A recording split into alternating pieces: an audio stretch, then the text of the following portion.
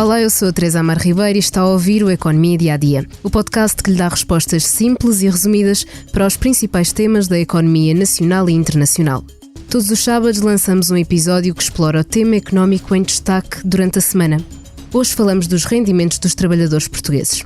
Segundo o Instituto Nacional de Estatística, os trabalhadores da administração pública ganham, em média, mais do que os do setor privado com o mesmo nível de escolaridade.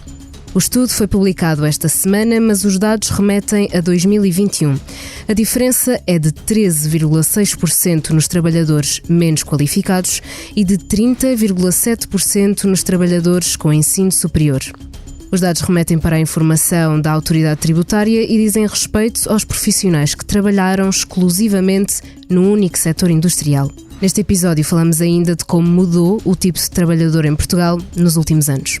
A minha convidada é a jornalista Sónia Lourenço, que tem acompanhado o tema. Olá, Sónia, obrigada por te juntares a esta conversa aqui no podcast. Olá. Portugal tem um desafio demográfico muito grande no mundo que vivemos. Temos uma população mais envelhecida e temos um desafio imenso, não só de garantir que encontramos condições para os nossos jovens ficarem em Portugal, mas também para novos jovens virem para Portugal.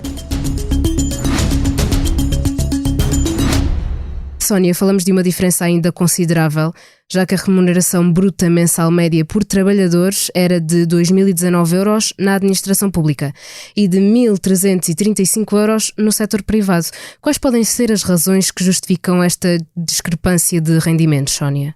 Sim, Teresa, é uma diferença muito expressiva, ou seja, a remuneração média, naturalmente estamos a falar em termos brutos, não é? Que para as pessoas perceberem isto não é o que as pessoas de facto levam para casa. Exato. Porque depois têm os descontos para a Segurança Social e em termos de IRS, não é? Mas em termos brutos a diferença é de facto muito expressiva, é superior a 50% na remuneração média.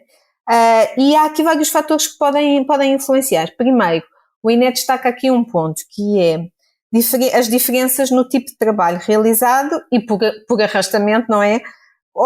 Uma grande diferença nas qualificações dos trabalhadores na administração pública e no setor privado, e os dados de facto apontam isso. Ou seja, em média os trabalhadores da administração pública têm níveis de escolaridade mais elevados, o que não é muito difícil de intuitivamente compreender, porque na administração pública concentram-se uma grande fatia dos médicos, dos professores, exato, dos enfermeiros. Que para exercerem precisam de um curso superior. Dado o Serviço Nacional de Saúde, dado o serviço, dado todo o programa de educação, não é? As escolas públicas, e portanto é natural que haja aqui, são profissões todas que exigem ensino superior e portanto que concentram aqui uma grande fatia de trabalhadores qualificados. E de facto os dados que o INE apresentou esta semana dizem, por exemplo, que 55% dos trabalhadores na administração pública têm uma escolaridade ao nível do ensino superior, no setor privado é de apenas, não chega a 23%, portanto estamos a falar de perto de metade, não é? Portanto é muito mais baixo. Em sentido inverso, nos trabalhadores com escolaridade mais baixa, portanto até o básico, até o terceiro ciclo, estamos a falar do 9º ano de escolaridade, não é? Temos na administração pública uma fatia de apenas 18% dos trabalhadores é que têm este nível de qualificação tão baixo, enquanto no setor privado é 45%, ou seja, quase, apesar de todas as transformações nas qualificações e no perfil dos trabalhadores em Portugal, depois há aqui um efeito de inércia que tem a ver com as gerações, não é? As novas gerações são muito mais qualificadas, mas depois temos os trabalhadores mais velhos que em média eram menos qualificados, não é? E portanto só à medida que os trabalhadores vão saindo do mercado de trabalho é que o nível médio de qualificações da população empregada aumenta. E onde é que eles estão, sobretudo estes menos qualificados? É no setor privado, 45%, ou seja, quase metade dos trabalhadores do setor privado em Portugal ainda têm qualificações escolares apenas ao nível do 9º ano de escolaridade, o que é muitíssimo, muitíssimo baixo e um problema, não é? E portanto, isto é um dos fatores que explica a diferença, não é o único. Mas mesmo sendo os trabalhadores da administração pública mais qualificados do que os privados, a remuneração bruta mensal média é mais alta em qualquer que seja o nível de escolaridade. Portanto, o nível de ensino continua a ser uma justificação. É uma questão importante, mas não é a única. E é preciso olhar, associar aqui outras variáveis a esta equação, não é? o que é que acontece? Como me dizes, mesmo controlando pelo nível de escolaridade, ou seja, comparando trabalhadores que têm o mesmo nível de escolaridade, os trabalhadores da administração pública ganham acima dos trabalhadores do setor privado. Em média, claro, estamos sempre a falar de médias e naturalmente que haverá trabalhadores no setor privado que ganham mais do que no público, em média. O que é que acontece? O que é que pode explicar isto? O INE destaca aqui um fator e que pode estar associado à questão da diferente estrutura etária de trabalhadores na administração pública e no setor privado. O que é que acontece?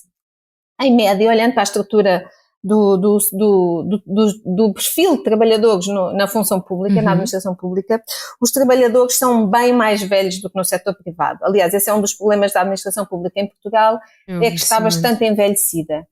Projeta-se para os próximos anos uma grande saída em termos de reformas, precisamente porque está muito envelhecida. Isso vai ser um problema. Aliás, nas notícias fala-se regularmente sobre isso em profissões como os professores, não é? São uma profissão que está muito envelhecida na escola pública e que não há entrada de jovens para a profissão e, portanto, vai-se colocar um grande problema para o país no futuro em relação a isso. E esse é um dos fatores que pode explicar o salário ser mais elevado na administração pública para o mesmo nível de qualificações, porque estamos a falar do mesmo nível de qualificações, mas podemos não estar a falar de pessoas com a mesma idade. E o que temos em regra na administração pública são trabalhadores mais velhos. Por comparação, dou-te aqui 2 números, a idade média dos trabalhadores da administração pública em 2021 era de 53 anos, no privado eram 10 anos a menos, eram 43. Se olharmos apenas para os trabalhadores com ensino superior, era de 53 anos na administração pública, 40 anos no setor privado, uma diferença de 13 anos. E vai ser possível um retorno rápido dessa tendência, Sónia? Não, de todo, isso não é possível. O que é que acontece? Trabalhadores mais velhos, não é possível porque temos um país cada vez mais envelhecido, as pessoas vivem até mais tarde. Os jovens também estão a sair muito do nosso país. Tendem a permanecer até mais tarde no mercado de trabalho e esse com o aumento da idade da reforma, e é uma questão que vai ter de ser mais trabalhada ainda, porque as pessoas vivem durante mais tempo e com mais qualidade de vida durante mais tempo, embora essa seja uma questão também com interrogação, até que ponto as pessoas, até que ponto a sua vida tem qualidade de vida e de saúde e para permanecer no mercado de trabalho, mas tem vindo a aumentar, e cada vez nascem menos crianças, portanto cada vez nascem menos jovens, isso é um dos grandes problemas a prazo não só da economia, mas da sociedade portuguesa, que é a escassez de jovens e o envelhecimento. Portugal é dos países mais envelhecidos da Europa. Mas estes trabalhadores mais velhos são um fator a valorizar, não é? E precisamente por isso explica ser a remuneração mais alta na administração pública, porque os trabalhadores são mais velhos. Trabalhadores mais velhos significam trabalhadores com mais experiência profissional, que acumularam um conjunto de saber fazer, de experiências, de capital humano. E por isso o rendimento também sobe. O que explica o salário ser mais alto, e todos os dados em Portugal mostram que os trabalhadores, à medida que vão evoluindo na idade, o seu salário tende a ser mais alto. Depois há ali alguns pontos de perturbação, mas a regra tende a ser essa. O que é que acontece? E, portanto, se estes trabalhadores são mais qualificados, têm um capital de saber fazer, de capital humano de experiências, é importante que as organizações valorizem isso e comecem a desenvolver estratégias de retenção destes trabalhadores até mais tarde, para que eles não saiam do mercado de trabalho demasiado cedo. Há imensas coisas que se têm vindo a estudar sobre isto, por exemplo, a questão do trabalho a tempo parcial, trabalhando apenas alguns dias por semana, e em que basicamente fazem muito trabalho também de mentoria e de passagem destes saber fazer aos trabalhadores mais jovens, para haver, no fundo, esta herança de experiências e de competências nas organizações. Portanto, há muito aí que se pode fazer, mas que esse é um fator importante que explica estas diferenças na remuneração. Pode haver aqui outros fatores também perturbadores da leitura dos números, que é o INE usou, como disseste, os dados da autoridade tributária, que são das remunerações declaradas, portanto a remuneração monetária declarada.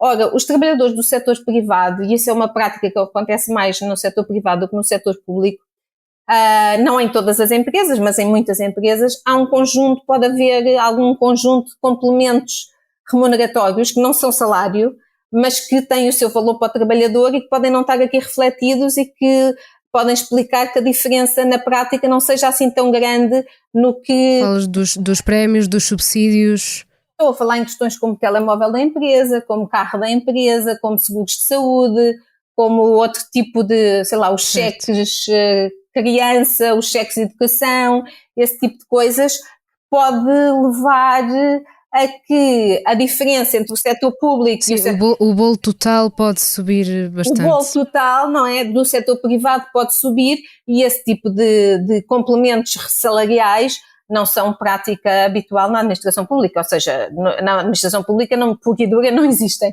não é? Exato. E portanto a diferença pode não ser tão expressiva como olhando apenas para a remuneração stricto sensu possa indicar. Muito bem, Sónia, já conseguimos perceber aqui um bocadinho as diferenças entre os dois tipos de trabalhadores em Portugal, administração pública e trabalhadores privados, e vamos falar agora do próprio perfil do trabalhador.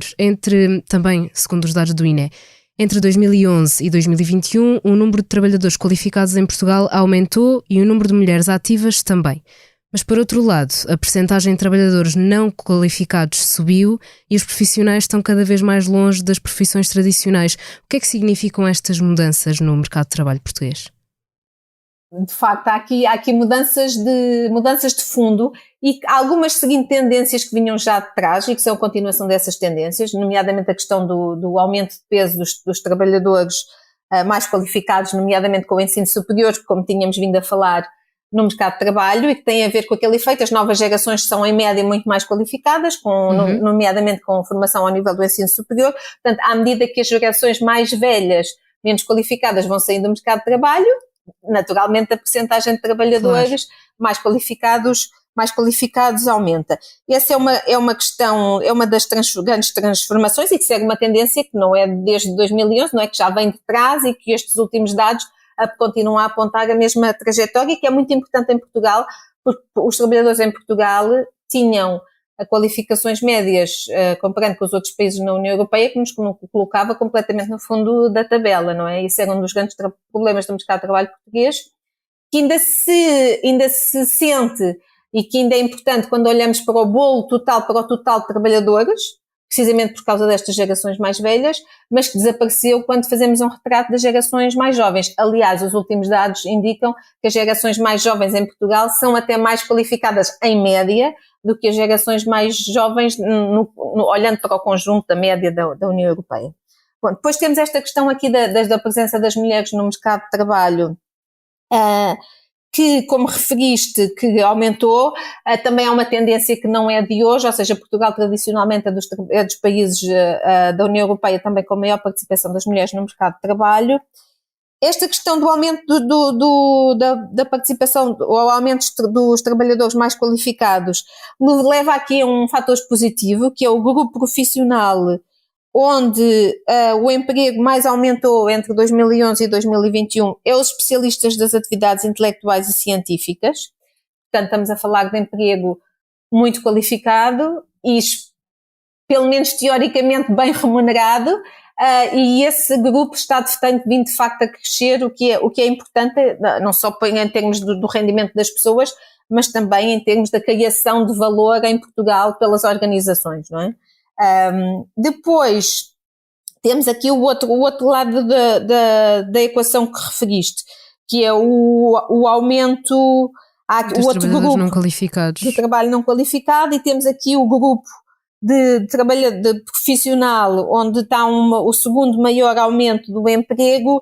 Temos os trabalhadores são precisamente os trabalhadores não qualificados, e aqui destacando-se, por exemplo, os assistentes de preparação de refeições. Portanto, estamos a falar da área da restauração, mas não chefes de cozinha, ou seja, mas sim o trabalho menos qualificado, os assistentes, os ajudantes de todos esses trabalhos. Ora, isto estamos a falar, provavelmente associado a um grande crescimento do setor da hotelaria e restauração, portanto, ligado ao turismo. Estamos a falar de uma década onde o turismo em Portugal disparou, atingindo níveis recorde, e, portanto, provavelmente até associado à atração de imigrantes estrangeiros Sabemos o peso, por exemplo, que hoje em dia nestas áreas da restauração desempenham, por exemplo, trabalhadores vindos do Brasil, onde a língua não é um obstáculo, não é? E onde não são exigidas grandes qualificações para desempenhar este tipo de funções. E, portanto, isso pode ajudar essa entrada de imigrantes estrangeiros e com poucas qualificações, pode ajudar a explicar este aumento dos trabalhadores não qualificados, já que a tendência interna é de um aumento das qualificações. Depois, temos aqui também, já do lado positivo, um reforço do peso das profissões relacionadas com as tecnologias de informação e comunicação, o que pode estar ligado com aquelas atividades científicas e intelectuais mais qualificadas, teoricamente melhor remuneradas, mas depois o último ponto que referiste e que é importante, um decréscimo da população empregada quando falamos em tradicionais. Exato, estamos a falar de trabalhadores qualificados da indústria, da construção, artífices, portanto pessoas que provavelmente nem tinham qualificações escolares muito elevadas, ou pelo menos isso poderia não ser necessário para este tipo de profissões, mas tinham todo um capital, como falámos há pouco, de experiência, do saber fazer, de capital humano acumulado, e que são muito importantes em determinados setores de atividade, como a indústria ou a construção, e que esses setores hoje atravessam problemas de grande escassez deste tipo de trabalhadores, que à medida que estas pessoas mais velhas vão saindo, basicamente desaparecem, porque não há trabalhadores mais jovens, ou são os mais jovens, ou estamos a falar de pessoas muito qualificadas, ou então de trabalhadores não qualificados, nomeadamente estes trabalhadores estrangeiros que chegam ao país. E, portanto, estas pessoas qualificadas destas áreas da indústria e da construção estão em muitos setores, falam da dificuldade de encontrar este tipo de trabalhadores. Há muitas histórias até caricatas a retratar como os empresários têm de mimar estas pessoas porque elas estão de facto a desaparecer e são precisas, as suas competências, o seu saber fazer é essencial em muitos setores, em muitas empresas. Sónia, resta-nos então esperar pelas próximas análises do mercado português que se vão debruçar sobre também este ano e o ano que passou. Muito obrigada por ter estado aqui a conversar sobre o mercado português. Antes de fecharmos, convido a ouvir o podcast Money, Money, Money, que levanta a questão Portugal é um paraíso das startups, com moderação de João Silvestre, editor de Economia do Expresso, à conversa com António Miguel Ferreira, responsável ibérico e da América do Sul da Claranet, a primeira empresa privada a fixar-se no hub do Beato. A sonoplastia deste episódio foi de João Martins. Muito obrigada, João, e a si, obrigada por estar desse lado. Se tem questões ou dúvidas que gostaria de ver explicadas no Economia Dia a Dia, envie um e-mail para tearribeiros@expresso.empresa.pt. Voltamos já na segunda, com mais novidades económicas.